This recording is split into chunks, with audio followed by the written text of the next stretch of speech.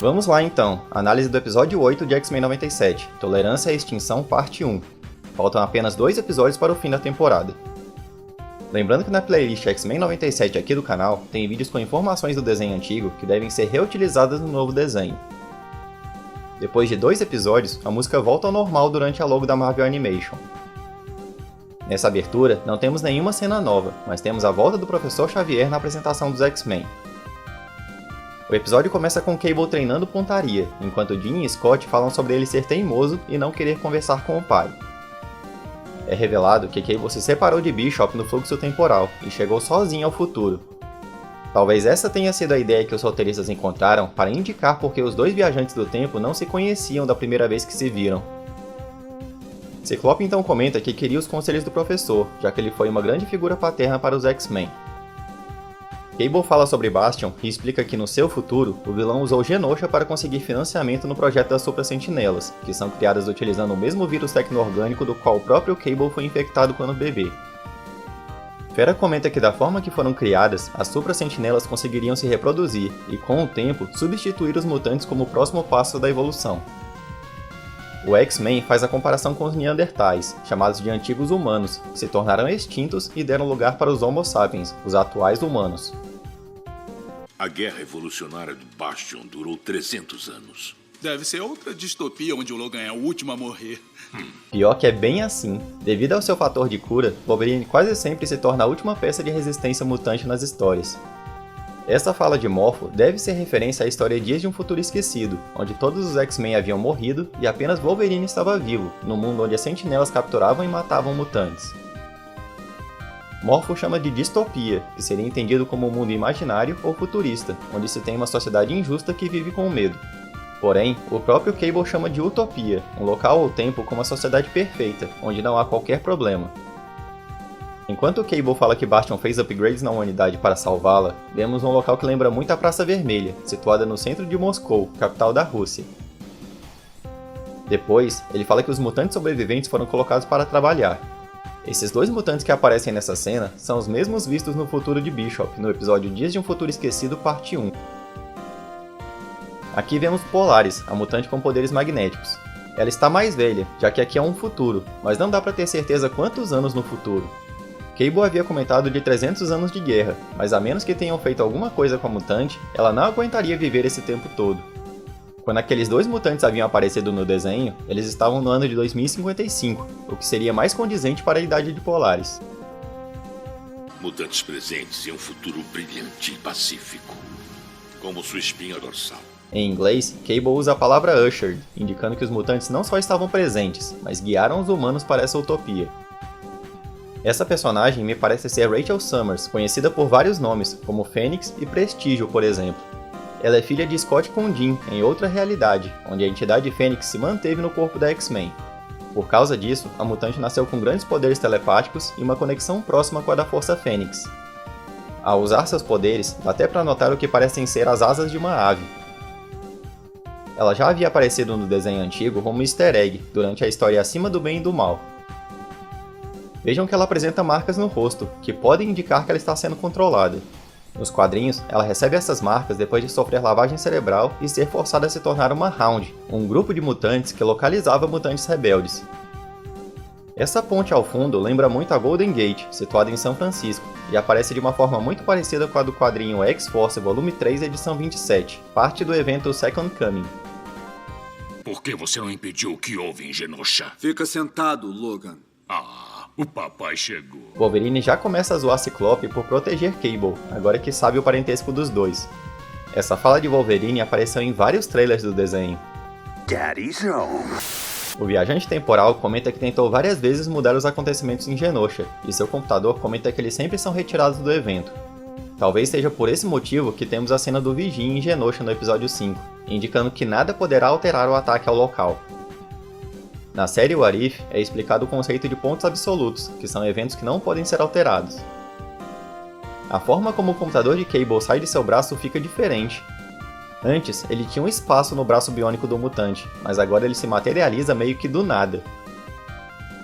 Os místicos de Camartage falam de pontos absolutos, eventos que ocorrem em todas as linhas temporais.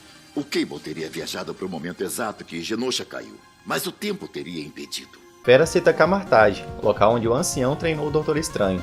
Essa é mais uma referência ao herói, sendo a primeira aquela apresentação da magia usada por Forge, que é muito similar à dos filmes. Jean então revela que sentiu um momento de felicidade em Pryor antes do ataque, e percebe que a personagem havia encontrado com Cable.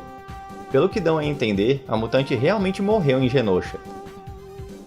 O viajante temporal comenta que conseguiu uma dica de um rebelde no futuro, indicando onde ficava a fábrica de Bastion nesse tempo. Ele também diz não saber muitas informações sobre o vilão, mas suspeita que ele seja um androide, onde o Molde Mestre fez backup das suas informações. Aquela máquina matou a minha mãe. Temos que garantir que não faça a mesma coisa com mais ninguém. Alguns séculos atrasado como pai superprotetor, não é? Vocês dois parem com isso! Engraçado que apesar de saberem do parentesco, eles ainda continuam tretando. No episódio Acima do Bem e do Mal parte 3, os dois quase se bateram por motivos bem parecidos, Ciclope querendo planejar melhor e Cable querendo atacar. Então, a gravação de Xavier junto aos Shi'ar é transmitida na TV, sendo que a repórter fala que o vídeo foi cedido pelas Nações Unidas. Assim, fica parecendo que a morte de Xavier foi forjada para que os mutantes ganhassem apoio.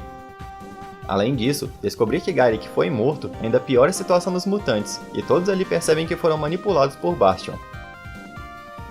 Esta pessoa sendo entrevistada na TV é William Stryker. Ele fala sobre a mentira de Xavier e a possibilidade dele trazer um exército alienígena para a Terra. Essa é a estreia do personagem nos desenhos, apesar de já ter sido adaptado em vários filmes dos X-Men. Nos quadrinhos, Stryker achava que era seu dever divino acabar com os mutantes no mundo. Com o tempo, ele acabou se tornando o líder de um grupo anti-mutante chamado de Purificadores. Sua história é melhor contada em Marvel Graphic Novel Volume 1, Edição 5, que tem o título Deus Ama, o Homem Mata. O personagem foi morto pelo mutante Elixir em New X-Men Volume 2, Edição 27. Porém, assim como Trask, foi revivido e controlado por Bastion em seu plano de destruir os mutantes, conforme mostrado em X-Force Volume 3, Edição 3. Também é revelado nos quadrinhos que Stryker tem relações com o programa Arma X, o mesmo que fundiu Adamantium nos ossos de Wolverine e embaralhou suas memórias. Ele se torna diretor do programa no quadrinho Weapons of Mutant Destruction Alpha. Nina, a mãe de Roberto, fala que está organizando um evento beneficente para arrecadar fundos e ajudar Genosha. Porém, ela diz que os X-Men não estão ajudando, o que deixa Jubileu nervosa. Por sorte, meus convidados e eu não acreditamos que algumas maçãs podres estraguem todo o cesto. Quer saber? Essa festa aqui acabou de virar um enterro. Essa festa aqui faz parecer que eles já estão em uma festa, mas em inglês, Jubileu fala que a festa que Nina está organizando parece que vai ser bem chata. Falar que parece um enterro dá a ideia de desânimo, mas ainda fica mais pesada se pensarmos no que ocorreu em Genosha. Vampira ainda está sofrendo as consequências da última luta, e Jean tenta cuidar dela.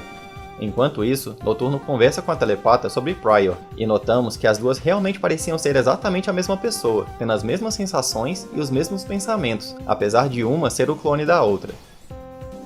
Eu fui abandonado pela minha mãe mística quando era criança. Apesar de termos o mesmo sangue, eu era azul demais para ela. Aí eu conheci a vampira anos mais tarde. Nós podíamos ser inimigos ou estranhos. Em vez disso, diferente da nossa mãe, nós escolhemos não nos abandonar. Essa fala de ser azul demais é só uma forma que Noturno encontrou para falar que sua aparência chamava muita atenção. Como Mística podia esconder sua própria forma, não importava para ela ser azul, mas ela perderia toda a vida que construiu ao ter Kurt por perto, o que fez ela abandonar o próprio filho. Isso foi explicado no episódio Exame de Sangue. Parte do grupo então usa o Pássaro Negro para ir ao local onde a pista de Cable apontava. Esse local de onde a nave sai parece ser o mesmo que vemos, por exemplo, no episódio Até que a Morte nos Separe, parte 2. Vai rápido, McCoy. Os aldeões já estão com forcados e tochas. Cable faz referência à história do monstro de Frankenstein, onde o pessoal da vila foi à casa do cientista trazendo armas. O Bastion é o próprio Dr. Mengele. Bastion é o Mengele? Essa tradução não foi boa. Em inglês, Cooper fala sobre Sinistro, dizendo que ele é o Mengele do Bastion. Joseph Mengele foi um cientista alemão que realizou experiências com prisioneiros nos campos de concentração durante a Segunda Guerra Mundial. Assim como Sinistro, ele fazia os experimentos com pessoas que apresentassem traços diferenciados, quase como mutações, e também não mostrava consideração pelas vítimas. Sinistro fala que conheceu o cientista e que ele poderia ter sido muito melhor caso não tivesse se ligado aos nazistas. Lembrando que o desenho antigo mostrou o Mutado fazendo suas experiências por volta dos anos 1880, então ele viu muita coisa desde aquela época. Valerie aparece viva, somente com o braço quebrado. Apesar de estar usando um uniforme similar ao de Bastion, ela não parece ter sido transformada em Supra Sentinela. Sinistro então fala que está usando o Bastion, e que seu objetivo era ter um local cheio de mutantes encurralados para ele fazer suas experiências. O número no pulso de Magneto é o mesmo que aparece no quadrinho Uncanny X-Men Volume 1, edição 161, o primeiro quadrinho que indica que o mutante esteve num campo de concentração. O mesmo número aparece no filme X-Men O Confronto Final de 2006 e no filme X-Men Primeira Classe de 2011. Cooper então diz que não sabia do plano de extermínio de mutantes em Genosha e queria ouvir alguma palavra de Magneto, que não falou nada desde que foi capturado. Trish vem à mansão encontrar com Fera e pede desculpas por suas ações como repórter. Já chega de imprensa marrom pra mim. Mas os X-Men prendendo o principal suspeito por trás de Genosha no porão é uma manchete muito boa. Em inglês, Trish usa a expressão Yellow Journalism, que indica a busca por notícias sensacionalistas, mais para chamar a atenção do que se importar com o real fato. Aqui no Brasil, a expressão foi mudada para imprensa marrom, porque a cor amarela era vista como uma cor alegre, enquanto o marrom é mais feio. O bom doutor está pagando pelas próprias ações. Apesar de ter a mesma ideia, Fera usa a expressão hoist by his own petard, em inglês.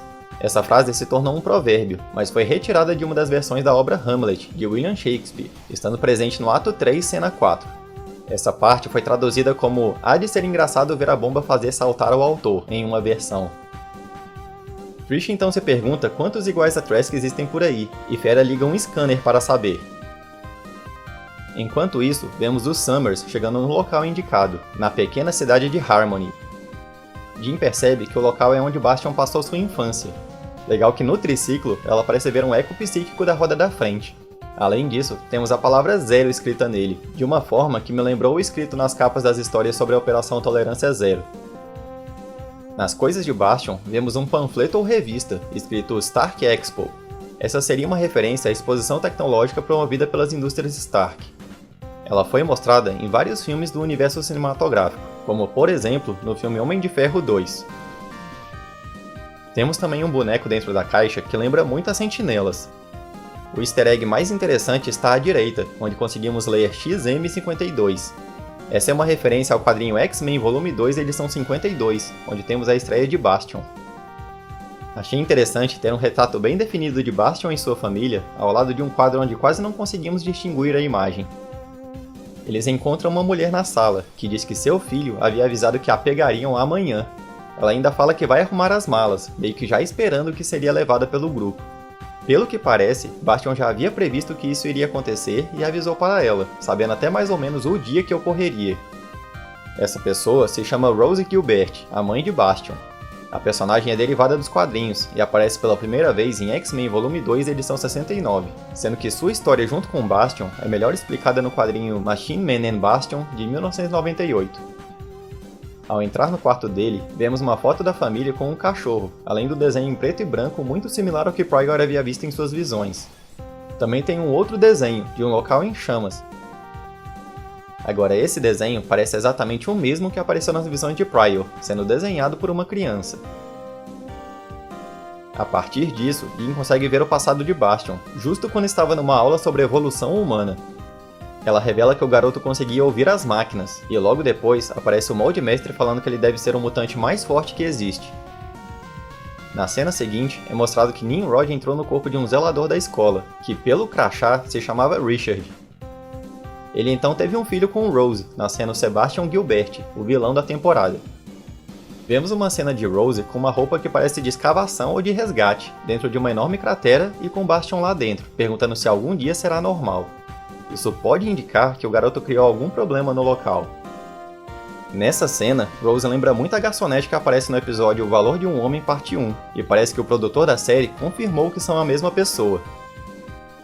Nessa história, Nimrod havia voltado no tempo, no ano de 1959, para assegurar a morte de Xavier, sendo impedido por Bishop e o casal Tempestade e Wolverine dentro de uma sala de colégio, o que poderia explicar como a Sentinela do Futuro estava ali.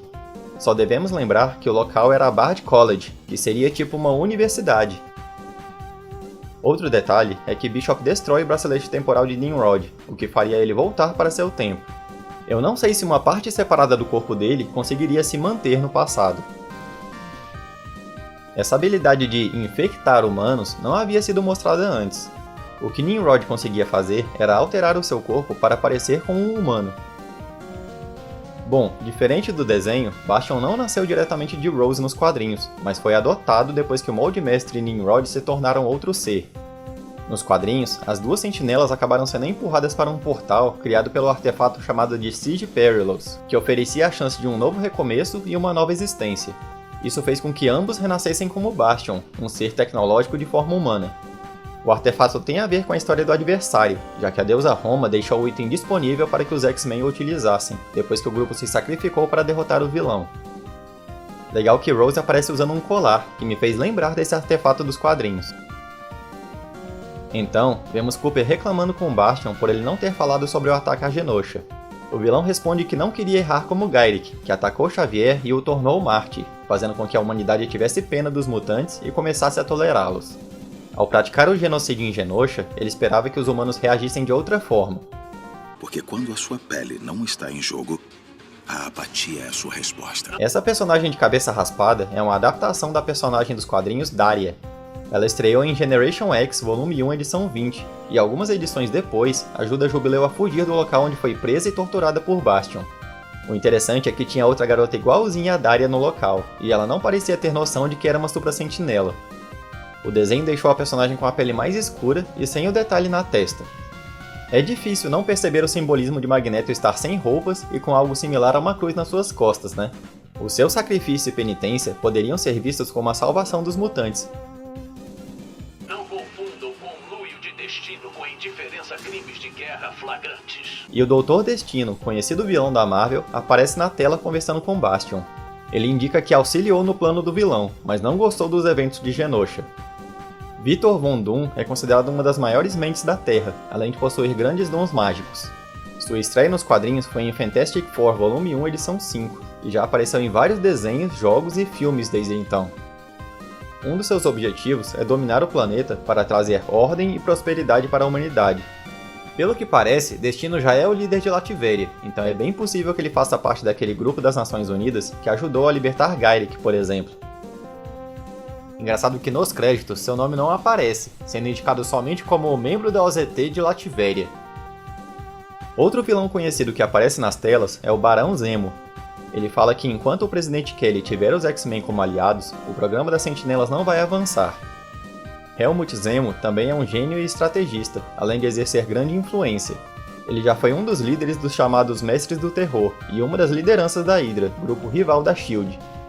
O personagem estreou no quadrinho Captain America Volume 1, edição 168, e também apareceu em várias mídias, sendo as mais recentes no filme Capitão América Guerra Civil e no seriado Falcão e o Soldado Invernal. Seu poder e influência no submundo do crime podem ter sido muito interessantes para os planos de Bastion. Uma mulher aparece na tela, falando que quer Valerie Cooper ao lado de Bastion para ter informações. Não confirmam qual é a identidade dela, mas é possível que seja Madame Hydra, já que a personagem foi governante de Madripoor por um período, e foi líder da chamada Sociedade da Serpente, grupo que quase foi adaptado no universo cinematográfico. Outra possibilidade pode ser Selene. Nos quadrinhos, ela aproveitou o genocídio mutante e reviveu todos os mortos para serem parte do seu exército, no evento chamado Necrosha. Porém, nos créditos, é indicado que a personagem é chinesa, acabando com essas duas possibilidades. Falando em personagens aparecendo nas telas, muitos dizem que esse personagem pode ser Killmonger, já que seus cabelos lembram dreads, similar ao que o personagem usa nos quadrinhos e filmes. Esquecendo a definição pela lei, Genosha não foi um genocídio, foi gerenciamento de tempo. Em vez de definição pela lei, Bastion fala alliterative allure em inglês. Esse foi um tipo de brincadeira com as palavras, que nossa gramática chama de aliteração, ou seja, a repetição de fonemas parecidos no início das palavras. A ideia seria dizer que a palavra Genosha lembra genocídio. Bastion então explica que seu ataque foi para economizar tempo, já que em 100 anos os mutantes já seriam grande maioria comparado aos humanos. Por isso, iniciou a Operação Tolerância Zero, para evitar a extinção dos humanos. Os sentinelas de Trask, bom, eles eram muito chamativos. Mutantes podiam vê-los a quilômetros e precisamos de alguma coisa mortal, porém discreta. Em inglês, Bastion não chama as antigas sentinelas de chamativas. Ele usa a palavra blunt, que indica uma falta de efetividade. Antes de hoje, esse camarada era um Zé Ninguém. Com todo o amor pelos mutantes, pessoas como o Zé se voltaram para salas de bate-papo para poderem falar abertamente, se conectar. Em inglês, Bastion usa a expressão Average Joe, que dá a ideia de um americano comum. Zé Ninguém, como foi traduzido, acaba sendo um pouco mais pejorativo. Legal que ele comenta sobre as salas de bate-papo, traduzido de Dial-Up Chatrooms. Na década de 90, os mais conhecidos e usados eram o Mirk e o ICQ. Vemos Sinistro colocando os humanos no líquido verde, algo bem similar ao que fez com Nathan, também conhecido como Cable, no início da série. O humano que está passando pelo processo parece ser o mesmo do primeiro episódio do desenho, que ajudou na captura de Roberto. Por falar nisso, muitas das supra-sentinelas que aparecerão no desenho podem ser vistas durante outros episódios, e até mesmo na abertura do desenho. Bastion comenta como os mutantes irão acabar com os empregos dos humanos, e convida algumas pessoas a participar desses experimentos para se tornarem melhores. Cooper pergunta se as pessoas sabem pelo que vão passar, e Bastion diz que não explica para as cobaias os detalhes técnicos, além de explicar que elas voltam para suas vidas normais, sem ter memórias dos experimentos. E aí, quem sabe, talvez o mutante flerte com uma delas num bar local e... Valerie então comenta sobre o medo de Bastion acabar com a humanidade, criando várias supra-sentinelas. Eles fazem a analogia sobre o asteroide, que dizem ter colidido com a Terra e levado os dinossauros à extinção. Voltamos à cidade de Harmony, onde Rose fala que quase perdeu seu filho durante a gravidez e mostra um quadro que ele pintou aos 16 anos. O título é O Sonho Final e representa bem o que aconteceu com Genosha. Vemos uma sentinela de 3 faces, o que parecem ser várias supra-sentinelas voando, além de mutantes, sendo que alguns parecem estar escravizados e outros lutando, enquanto o local pega fogo. Os mutantes à frente que parecem estar lutando lembram o Noturno, por causa da cauda, Fera, por causa das orelhas, Anjo, pelas asas, Ciclope, pelos olhos, e Xavier, por estar parecendo sentado. Ali à direita parece ser uma representação do momento em que Magneto protege os Morlocks da sentinela selvagem. Logo depois, Rose se revela como uma supra-sentinela, mostrando que Bastion transformou até a própria mãe. No shopping, enquanto o Jubileu prova uma roupa nova, o mordomo dos Da Costa, chamado Ford, também se revela como uma supra-sentinela. A loja em que eles estão se chama Wassermans. Essa pode ser uma referência a Ron Wasserman, co-compositor da música de abertura do desenho antigo e compositor de outras músicas de fundo do desenho.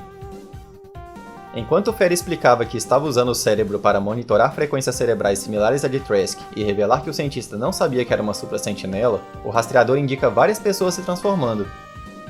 Como eu havia comentado, alguns que se tornam supra-sentinelas apareciam na abertura.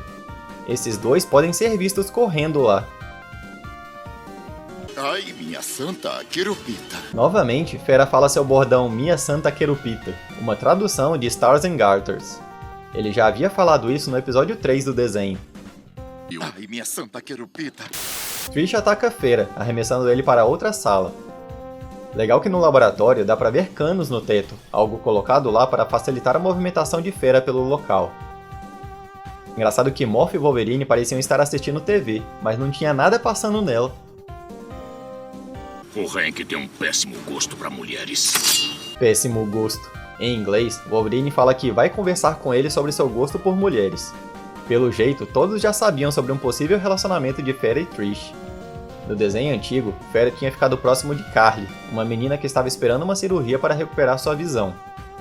Depois, Fera começou a gostar da inteligência artificial presente na nave de Apocalipse, e ficou bem triste quando ela foi destruída. Jean, Ciclope e Cable começam a enfrentar um exército de supra-sentinelas e decidem recuar. Essa cena de Ciclope já havia sido mostrada em alguns trailers, sendo que em um deles a cena está invertida. Na mansão, Morpho se transforma em Juggernaut para enfrentar Trish Prime, mas é derrotado facilmente. O vilão apareceu algumas vezes no desenho antigo, mas não acho que Morpho conseguiria replicar todos os poderes dele, já que Juggernaut não é nem mutante, e sim um avatar do demônio Cyttorak. Quando Noturno e Morpho são arremessados na biblioteca, vemos alguns itens. O mais legal é uma representação do Cristal Macrã em cima da mesa, aquele mesmo da saga da Fênix. Ao fundo, vemos o que parece ser uma cabeça de pterodátilo, que deve ser uma referência a Sauron, da Terra Selvagem. Eu não aguento mais shopping! Jubileu faz referência ao primeiro episódio do desenho antigo, Noite das Sentinelas, onde ela é perseguida por uma sentinela dentro do shopping e é resgatada pelos X-Men. Essa roupa que ela está usando parece ser a mesma que ela usa nos quadrinhos Wolverine and Jubilee Volume 1. Alguns dos humanos que protestavam fora da propriedade de Xavier se transformam e também atacam a mansão. Vendo por essa imagem, o local que o jovem Bastion parecia ter desenhado pode ser a própria mansão de Xavier. O local começa a pegar fogo, e no momento que Trish Prime leva Wolverine para fora, vemos outra imagem da mansão que também parece outro desenho de Bastion. O desenho agora pode ir um pouco além na censura, e vemos, por exemplo, Wolverine enfiando as garras nos robôs, e até despedaçando alguns deles. Ele aparece com um uniforme meio rasgado, possivelmente uma referência à sua batalha contra as sentinelas no episódio A Decisão Final. As Supra-Sentinelas se preparam para atacar Vampira, mas Wolverine e Noturno aparecem para ajudá-la. Por que resistir ao inevitável? Dona, eu dou 6 motivos para você. Não, mein Freund. 9. Novamente, ele fala meu amigo em alemão. E finalmente Noturno aparece usando suas espadas no desenho, algo que já havia sido mostrado nos trailers. Ele pega 3 espadas que encontrou na biblioteca, e unido a 6 garras de Wolverine, começam a picotar as Supra-Sentinelas. Como as sentinelas estavam se regenerando e Vampira estava em perigo, Noturno teleporta os inimigos para longe. Só acho que seria mais fácil levar a própria Vampira para longe. Achei massa essa representação do teletransporte de Noturno. Ela lembra um pouco a representação mostrada no filme X-Men Apocalipse. Jubileu aparece reclamando que todos voam, menos ela, e tenta usar seus poderes para ter uma propulsão, mas acaba falhando. Enquanto caía, Roberto a salva e mostra que consegue voar, além de apresentar seu corpo completamente negro e com algumas faíscas, assim como nos quadrinhos. O mutante também demora um pouco para perceber que sabia voar nos quadrinhos. Isso acontece somente no quadrinho X-Force Volume 1, edição 28. Essa cena acima dos prédios me lembrou muito o background do desenho do Homem-Aranha de 94. Dá pra colocar o cinto de segurança? Achei legal essa cena, com Jean realmente falando igual uma mãe, se preocupando com Cable. As sentinelas quebram uma das turbinas, e o grupo planeja pular do avião. O Hank vai te matar. Esse é o terceiro pássaro negro em 3 meses. E haja dinheiro. O primeiro jato foi destruído no primeiro episódio, e provavelmente o segundo foi destruído em Genosha. Então, descobrimos que tinha um carro dentro da nave. Achei estranho que Jean não parece ter amortecido a queda do veículo, que simplesmente caiu de boa, apesar de estar em queda livre. Durante a curva, vemos a traseira do carro. Notamos que é um veículo turbo, e lemos SL1M na placa.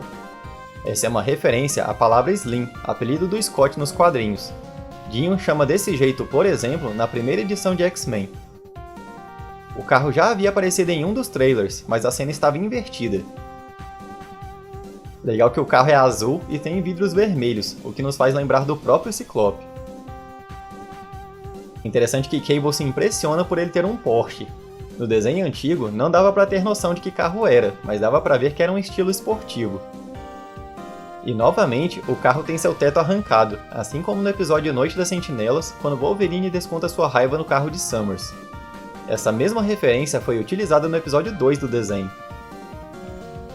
Com as Supra-Sentinelas tentando encurralar os mutantes, Ciclope abre um caminho na montanha usando seus poderes.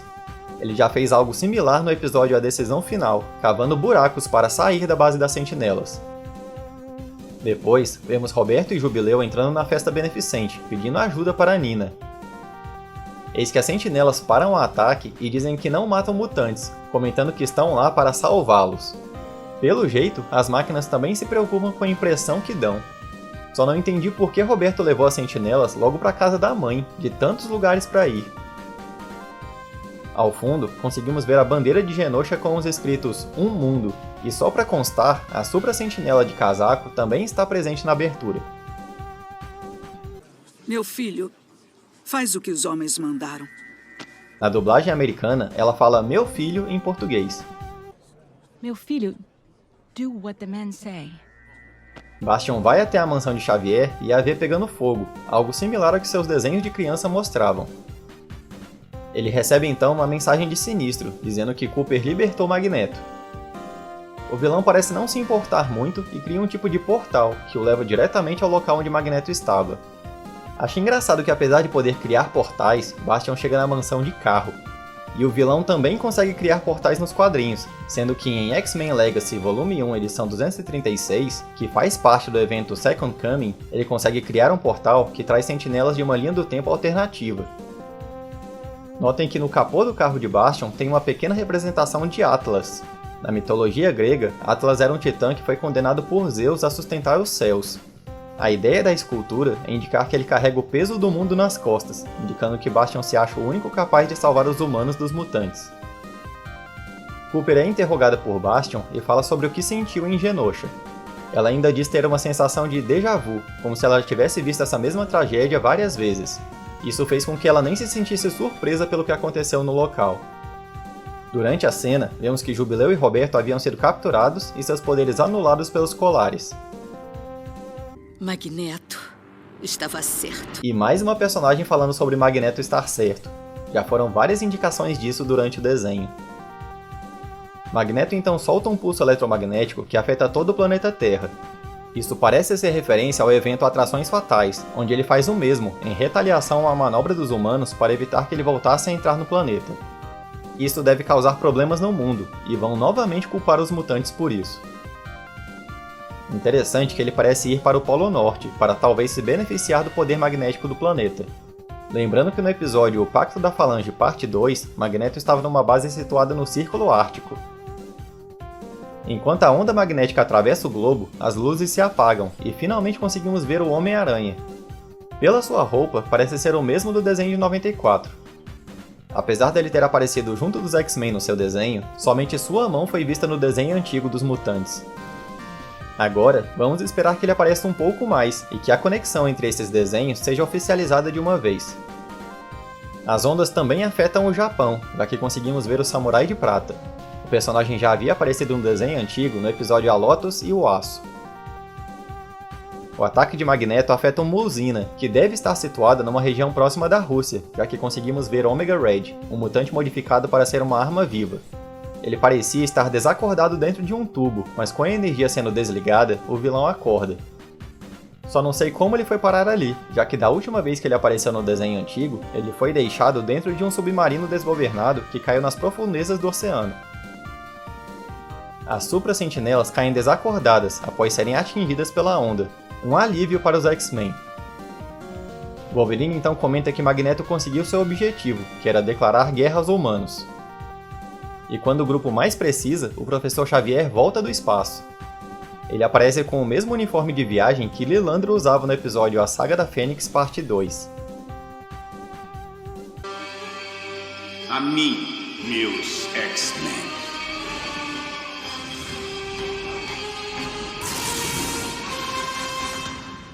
E ele já chega mostrando moral, mandando a clássica frase "A mim, meus X-Men", da mesma forma que Ciclope fala no primeiro episódio do novo desenho. A mim, meus X-Men. Como mostramos, o episódio também pega alguns detalhes do evento Second Coming dos quadrinhos, onde temos Cable e Hope voltando no tempo para impedir as ações de Bastion.